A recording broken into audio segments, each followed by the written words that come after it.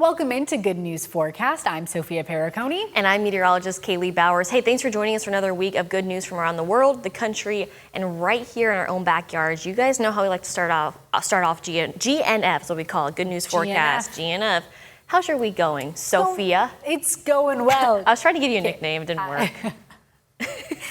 I can't call me Sophia. I can't call you Soph. We're close, but that's just a different level. Just don't call me Sophie. And I think everyone here knows that I'm just not a Sophie, and that's okay if you are. Mm-hmm.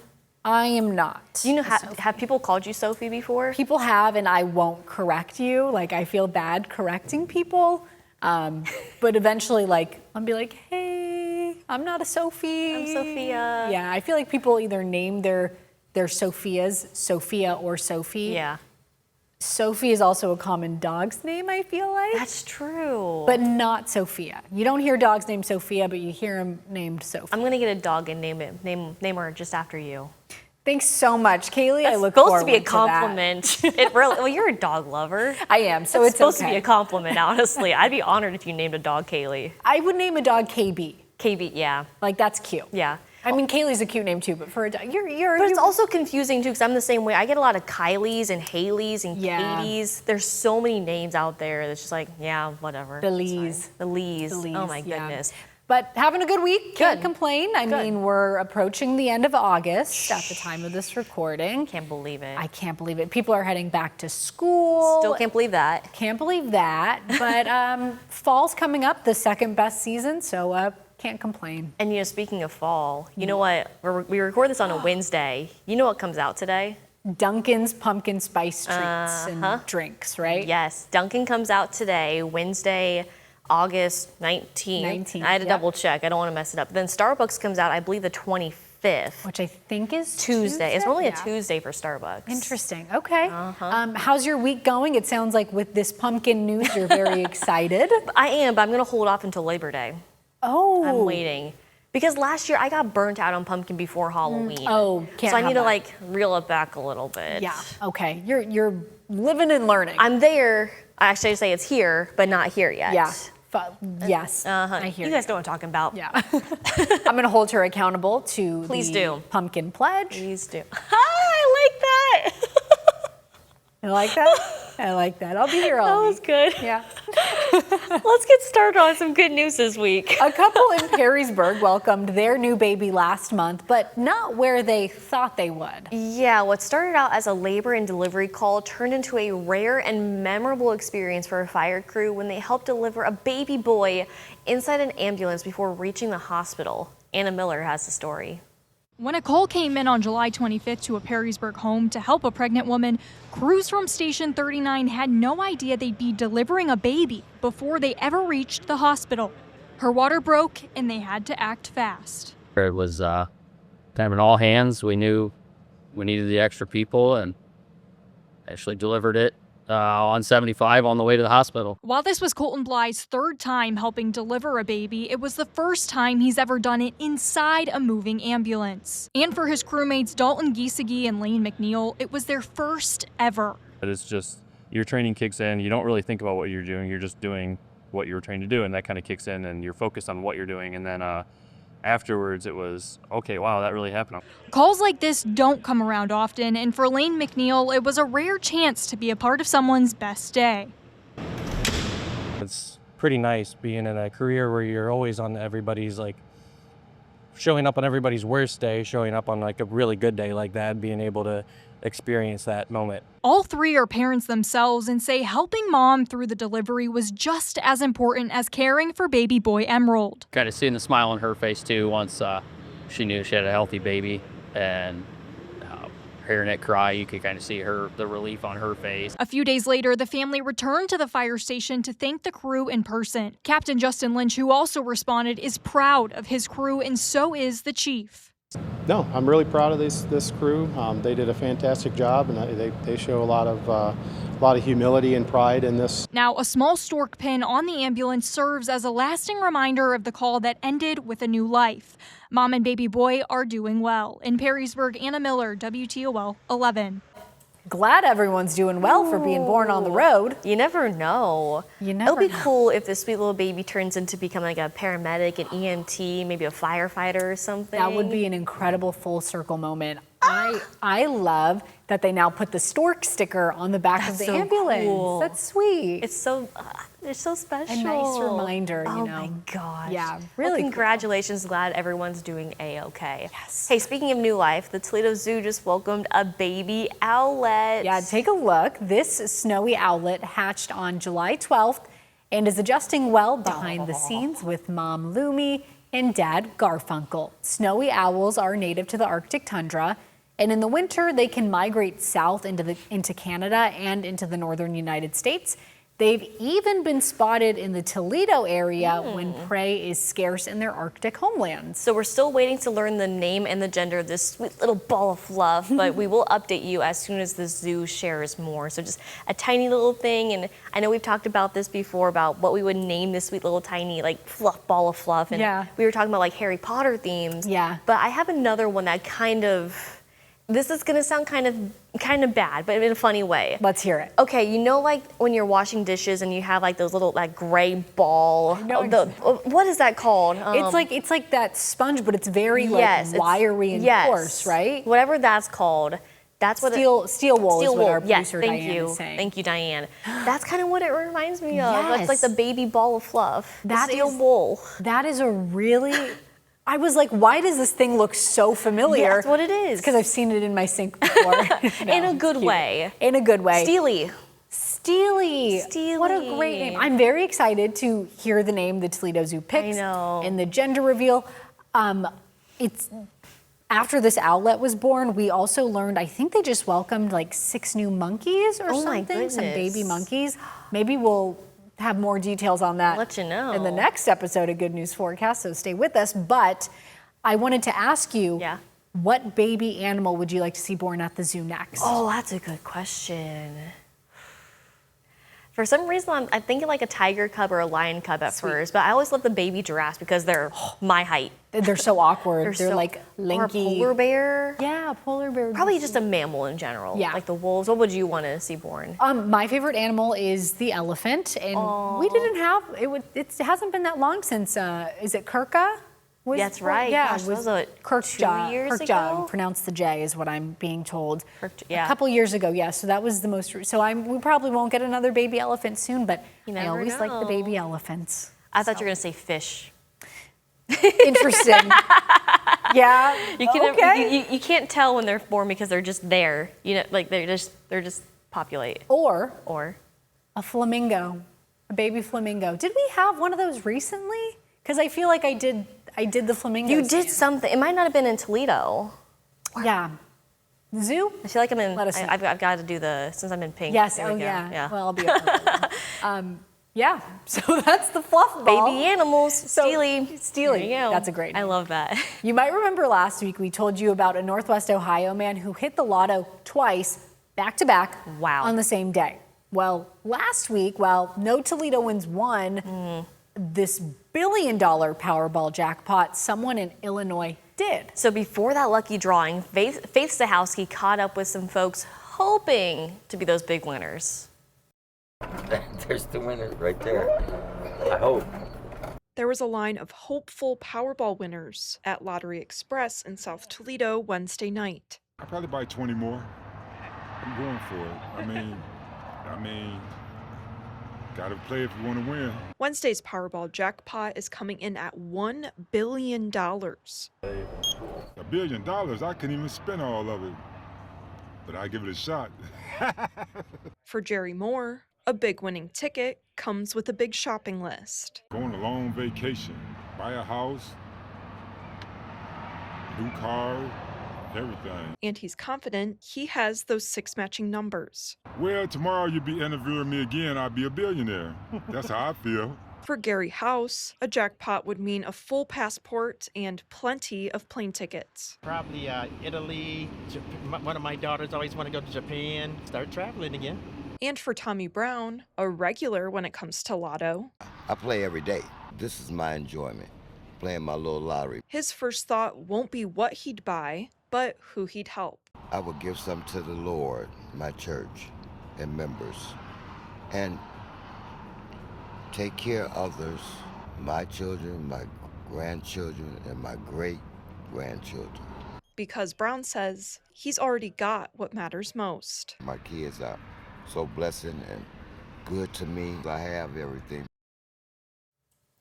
And the winning ticket was sold at a gas station in Western Illinois. That ticket was the sole winner, ending a 3-month winning drought of that jackpot. I mean, for the Powerball, $1 billion. I think I looked it up after like taxes, and I think if you take the lump sum, it's like close to $500 million.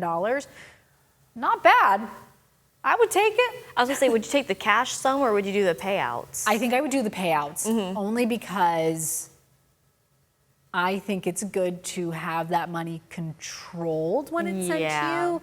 I feel like, and I hope this doesn't happen to any lotto winners out there, sometimes like they get unlucky right away when they get all that money at once. So I would say, give it to me in dividends every year. It's still gonna be a lot of money. It's still a lot of money, absolutely. So I know I've known some people who have won a large sum of money before, and the thing that's really interesting is the people that come out of the woodwork. Oh, hey, friends. bestie, how are you doing? Yeah, don't worry, Kaylee, I'd throw you a cool couple million if I had like money. casual. It's like, okay, who are you again? Like, would you take the yearly dividends or Yeah. the big lump sum? Okay. I'm the same way, just so like, like paying bills and everything, you get that set aside and you can do like a yearly like donation or whatever, because we were talking about that last week, who and what we would donate to, and maybe like some schools or something.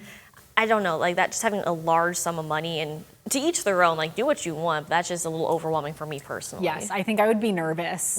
Like, okay, if you rob me when I have $30 million a year, at least I have $30 million coming next year. That's true.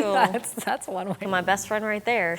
So we also have some amazing news. Another Jeep Fest in Toledo, that's in the books, and organizers say this year's festival, it was a huge success. They say more than 100,000 people from 40 states and 6 different countries came to Toledo. They report more than 1,500 Jeeps rolled in the parade, which they also say was the longest in Toledo Jeep's 10-year history. Can't believe it's been 10 years. Organizers also say the event had an estimated economic impact of about $8.5 million. And I think last year was a record-breaking $8 million, so another 500 grand. I should say Toledo Jeep Fest's 10-year anniversary, not Toledo Jeeps. That's true. I think they hit 85, 95 years? It's coming up, I believe, yeah. Because I remember they were doing like a joint celebration of like 10 years and then the milestone. Well, still, happy birthday.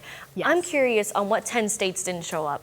That's a goal I'd like to see all 50 states. I bet Hawaii and Alaska didn't. Probably, that's a good point. Yes, we would like to see the RSVP list and ask those no's why they didn't come. I mean, I'm going to these 50 states. If one of them's on there, I can like contact these people in these states, be like, hey, Toledo Jeep Fest, August.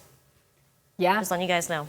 We actually also know they announced the dates for the 2027 Jeep Fest.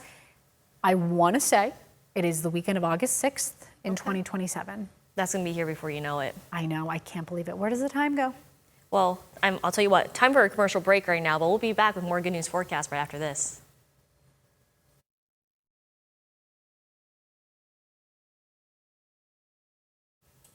Thanks for sticking with us here on Good News Forecast. So it's actually 48 states. So I'm really curious, it might be Hawaii and Alaska that are the 2 states that haven't. But watch, this can be those 2 that did show up. I know, and we're just accusing, like, here's my thing. 48 states, I'm with you. Hawaii and Alaska probably weren't the ones that came. What if it's like Michigan? I know, something very random, like, Indiana or something. But we'll let you guys know for 2027.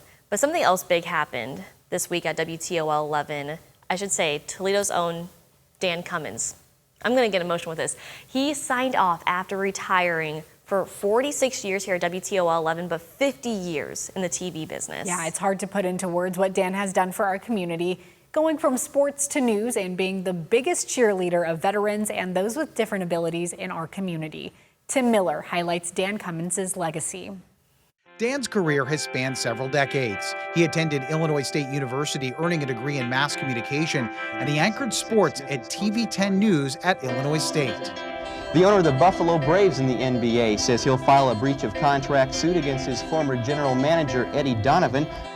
In 1976, Dan would move on to the ABC affiliate in Peoria, Illinois, and then moved to Toledo in 1980 to work here at WTOL.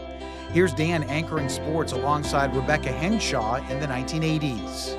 The Masters, it's so traditionally American, and we have a West German who comes through and wins it. Is there many foreigners? There are a handful of foreigners, and they're all very good, and that's why one of them won today.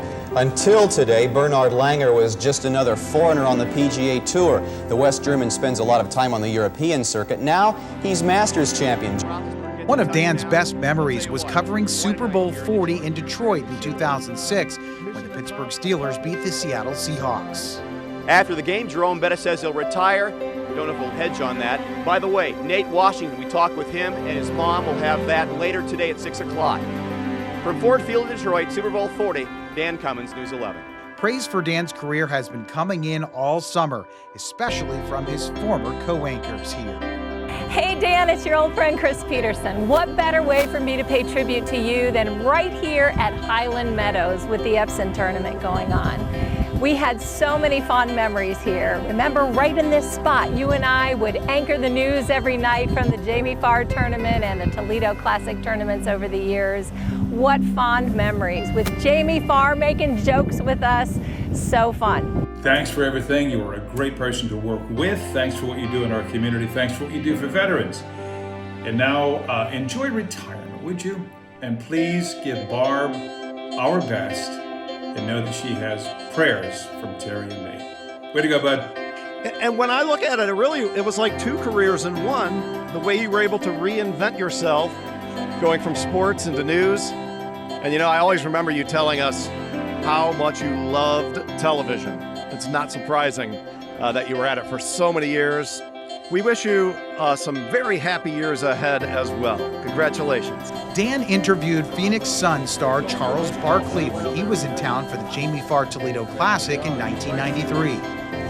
First of all, I want to ask you about the name Sir Charles. How long ago did that come around? You know what? I have no idea. People started calling me that a few years ago, and that's the thing about nicknames. You don't ever know who gave them to you or whatever. Dan was always there to cover the big golf tournaments.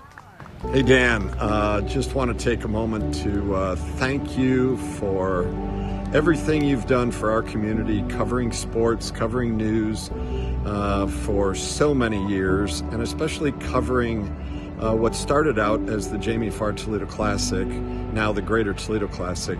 For the last 41 years, you've covered that. I know you and I always joke like, who's going to retire first? So obviously you beat me to this one, but man, you've earned it. And this community owes you a big debt of gratitude for your professionalism and just your dedication to your craft. Dan also loved covering the Toledo Mud Hens, from Ned Skeldon Stadium in Maumee to the big move to Fifth Third Field in 2002. Mud Hens atop the International League 4-1 record, gaining their third straight victory, 8-6 over Maine today. You are going to be missed, and it's got to be at least almost 40 years that we know each other. So it's been great to know you. Really enjoyed you, your professionalism, your quirky sense of humor, and getting to know your family. So thanks. And look who else sent well wishes.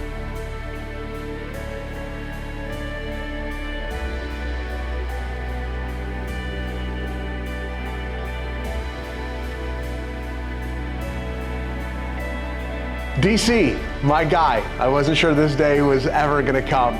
So happy for you. Back in 2008, you took a chance on me straight out of college. I am forever grateful for that, and you taught me everything about TV. Thank you for not only everything you've done for me and my career, but also for who you are as a person. You truly are one of the kindest and most thoughtful people I've ever known, and someone who truly loves journalism and loves life. Who could forget his bits where he would run off the anchor desk to grab something he forgot? Oh, you found my coat. When did you notice I left it here? About a half hour ago. I was in a hurry. I had a job to do. Or he needed to check on Santa, and he always snuck a sip of a convenience store's drink.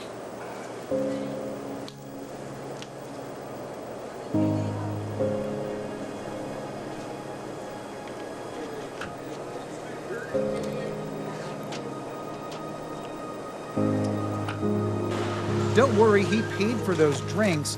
Dan also volunteered many hours at the Victory Center and for cancer patients and for so many other great causes. He's helped us tell our story, celebrate our survivors, and occasionally do things that probably weren't in his original job description. For every introduction, every appearance, every announcement, every laugh, and every yes. Thank you, Dan. We are so lucky to have had you on our side and so thankful for you always saying yes and showing up.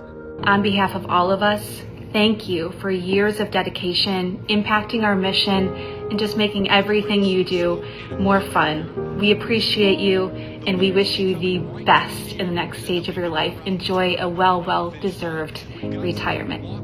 Hi, Dan. We just wanted to say thank you from Bittersweet Farms from all your years of service and all of the work that you've done to support the individuals here. Happy retirement. We wish you nothing but the best. I will never forget when you showed up to the blood drive I was having in memory of my dad, a fellow Illinois State University mass communications alum, of course. But not only did you show up and support, you also donated blood, saved a couple lives, all in a day's work for Dan Cummins, I suppose. And there was lots of appreciation for his dedicated work with Acoustics for Autism. We are so blessed that we have had you in our lives, and you've been such a big part of Project I Am and Acoustics for Autism. Over the last 20 years, there's no way we could have gotten where we are without you, and we appreciate your support so much. You are the heart and soul of the organization in a way that you're able to reach people. Thank you. Thank you, Dan. Yeah. We appreciate you. Thank you, Dan, for being a voice for families like ours and for always representing Acoustics for Autism. I really appreciate how you talked about Gabriel and made his story more well known on TV. We just wanted to take a second to thank you for all of the light that you've shined on the autism community over the years. We are so grateful for all you've done. Enjoy your retirement. Say thank you. Thank you. Thank you. Thank you. But will you miss him? Yep. Yeah. Thank you for all you have done for Acoustics for Autism and Project I Am and for our veterans. We appreciate you. And thank you so much for helping us and making everyone really proud of us. The last 10 years of Dan's career covering news, he focused on saving us money, hearing the struggles and successes of local farmers, and covering 24 Flag City honor flights. And you both served in Vietnam at the same time. How'd that happen? Well, I went in the Army first. Taking veterans to the Washington, D.C. War Memorials and giving them the welcome home they always deserved. Fun for everybody. You can see the smiles on the faces. Let's talk to Mike here. Mike, what was... And after 46 plus years at WTOL 11, it's time for Dan to do what he wants. Not too many people get to say that they've had such an impact in the sports world and the news world, but you did it, my friend. So congratulations to you. And now that you're retiring, we'll have more time for lunch. Best of luck to you, Dan.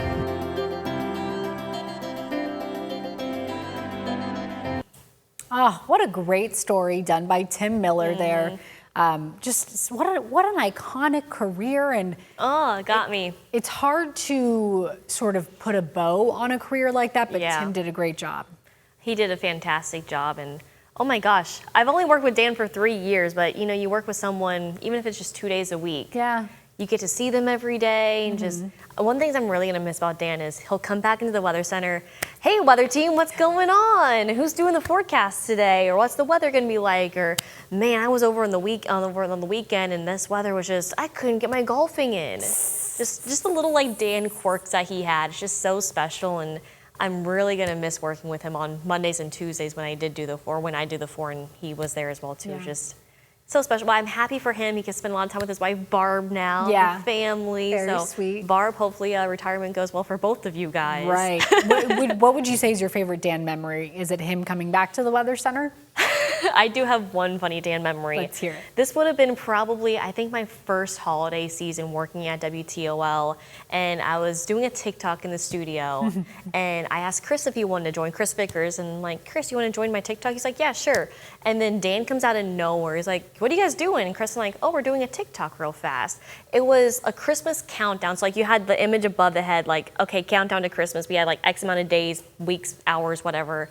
and then you just like supposed to like random like pause, like dance, like just random movements here, and you just see Dan going like, oh yeah, he loves his little comfort zone dance. he didn't know what was going on, and I'm just gonna cherish that video for a long time because Dan's, we'll be honest, and he says it too, he's not very big with technology, he doesn't know a lot about it, and we love you for that, and he was willing to do a TikTok with me, which was so special. What's your favorite Dan memory? So there were a few times where I filled in the 4 o'clock newscast. The very first time I filled in, I was filling in for Amanda, and I was so nervous because even though I'm not from here, I knew Dan was such a legend and like the face of Toledo TV.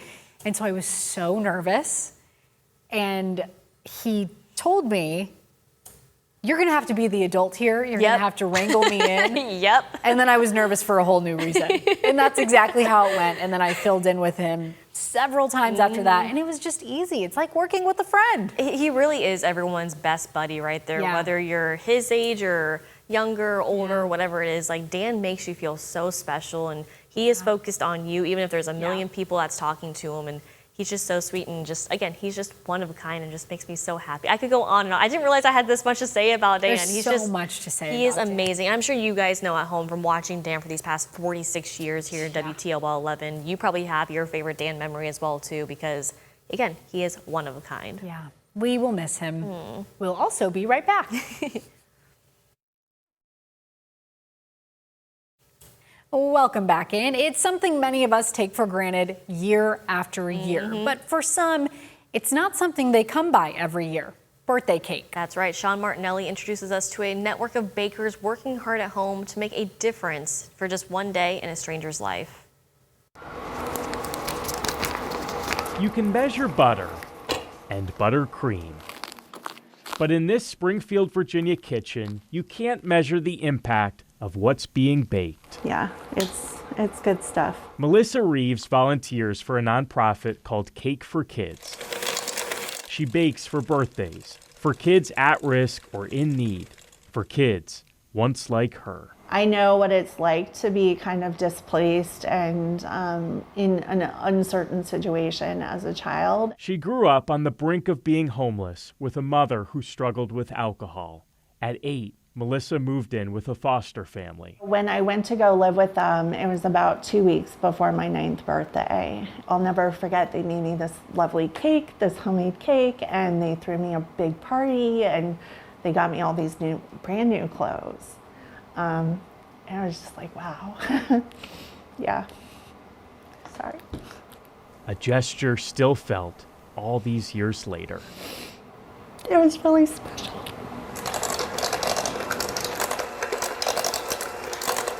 Once a month, Melissa now gives that gift to another child. She's one of more than 8,000 Cake for Kids bakers across the country. We look at it as just a cake, but it's not. It's for the family. It's for these moments that so many of us take for granted. Mary Campbell lives in Fair Oaks and leads the local Cake for Kids chapter. I feel very fortunate, and I want to share my good fortune, and also the fact that I wasn't always. Mary also grew up poor, also remembers the feeling of a childhood cake, a feeling recreated with every delivery. Out of more than 75,000 made, one in particular stands out. It was for a high school student who was celebrating his 16th birthday. He got called to the office. He didn't know why he was being called to the office. And when he went down there, the staff was there with a cake. And this 16-year-old boy in high school broke down crying. Now that is powerful. We don't know the impact of it, but we do know for that one moment, he knew that they cared. Back in Melissa's kitchen, her cupcakes are almost complete. She spent hours on every detail, down to the logo of the recipient's favorite team. Just to make sure everything's right. Melissa may never know the kid who gets this gift. She does know this. You're just gonna be super excited that someone took the time and thought of you. Like someone once did for her, a sweet cycle of cupcake compassion. It smells nice, right? In Springfield, Virginia, Sean Martinelli, WUSA 9. So sweet. Literally. I knew you were going to catch on to that. That is such a good idea. I wonder if we can do something like that here in Northwest Ohio. There's got to be something. I'm sure there's like something. I would hope there's something in every state. That's so cool. And you're the baker of the both of us. You would do so well with this. Oh, thank you so much. I would just be, I know the whole purpose is just making someone feel special and recognizing them, but I want them to enjoy it. I don't know if I'm that good of a baker. She is. Thank you so much. At least our cookies. That's what I've had. That's Cookies my are specialty. delicious. Now, you could have a cookie cake. A cookie cake? There we go. We could do a cookie cake. There we go. Call me for your baking needs.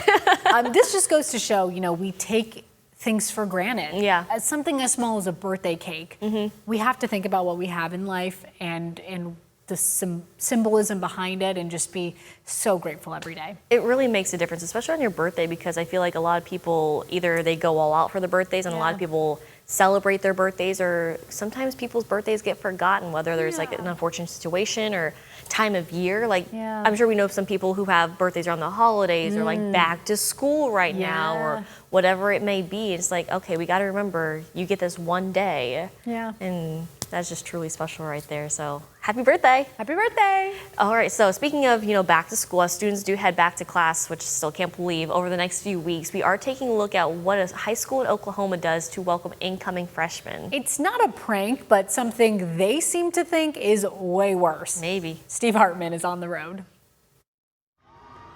For incoming freshmen here at Bishop Kelly High School in Tulsa, Oklahoma, it's hard to imagine a more mortifying first day. All the seniors surrounding your car and not letting you out until you do one thing. We hold the car. We hold the car door. Yeah. Preventing it from opening. It's like initiation. Like, we all did it. Could you think of anything more embarrassing to initiate kids into high school? That's why it's perfect. What the freshmen are asked to do is just give their mom a goodbye kiss. It can also be a dad or guardian. Point is, someone needs to be publicly thanked with a peck on the cheek. Oh, the horror. How embarrassing was that? Very. Your heart starts thumping out of your chest. I'm not a very huggy person. But the kids all knew this was coming. In fact, it's now a 26-year tradition. Before this, the seniors still greeted freshmen on day one, but back then the welcome was a little more biting, more like pranks. Until the class of 2001 decided to be kinder, while also making the newbies feel just a little bit uncomfortable. I mean, I wouldn't have wanted to kiss my mom as a freshman. School president Sister Mary Hannah says she can relate to the reluctance, but says that rule, to honor thy mother and father, made the top 10 list for a reason. And you know who the happiest people are in this whole thing? Who? The mothers. This is a big moment for them, especially if it's their first child or their last child. So emotional. I was crying yesterday and all morning, and she asked me not to cry during the drop-off, so I think I did okay. The moment you drive off after dropping them to school is when it hits you. Yes. He gave me that kiss, and I saw him leave, and that meant I have to let go. You go through that. It is a pass. Tears are flowing, Which is why here at Bishop Kelly, they celebrate that milestone, that sweet, fleeting moment between a parent and a child and a couple hundred screaming seniors. Steve Hartman, on the road in Tulsa, Oklahoma. They are loud. I'm more laughing at the seniors' reactions. Yeah. That's adorable. It's cute. It's funny. A little bit of a hazing situation right Little there, bit. but in a very sweet and thoughtful and sentimental way, I feel Not like. in a dangerous way. I don't think so. Do you have any embarrassing school memories that you would be willing to share with the class? I'm trying to think. Put me on the spot here. If you would have given me some time, I would have actually come up with something. I mean, I was on crutches for half my high school memories. That's not embarrassing. It is when the elevator's broken, you have to go up the stairs. That should be a complaint with the state of Ohio. I got to leave class early every day, which was nice. All right, well, that's a plus. Embarrassing. Do you have anything that you can think of? I think of something. Kindergarten. It could be any school. Okay. First month of school. Why? Threw up in front of my crush on the playground. Oh, it's not the guy you're getting married to, is it? No. Okay. Did not know that man at the time. Okay. But he was a boy at the time. I mean, did you guys become friends afterwards, or did he stay away from you? Oh yeah, we ended up going like through high school together. I went to I was in a school that you end up going like elementary, middle, high school with the same people. So it was fine, and he knew you. Probably doesn't remember it. Also, I don't really care now, but in the moment, I was like mortified. It happened in the first thing in the morning in kindergarten, so I got to go home, which was nice. Yeah, it's true. Yeah, can't get the other kids sick. Now I'm really thinking. I'm so sorry. I'm not thinking of anything. Maybe I just blacked it out from embarrassment. I mean, sometimes for the best. I mean, friends are sometimes mean, but not embarrassing. That's life. They made me sit by myself at lunch sometimes. Okay. We're not friends. I'm not friends with them anymore. Not nice. Don't do that. Be nice. But you know, before Good News Forecast ends, we need to see something positive about school real fast, since it is back to school and this is Good News Forecast. So something good has happened at school for you. I won some awards in high school. That's exciting. Yeah. What awards? Geometry. I think I won. Hold up, you're good at math? No, I'm good at shapes. Okay. Geometry. Okay. And angles and like that. I couldn't tell you anything now, but I think I won parallelograms, octagons. What grade was this? High school. Okay. I don't remember.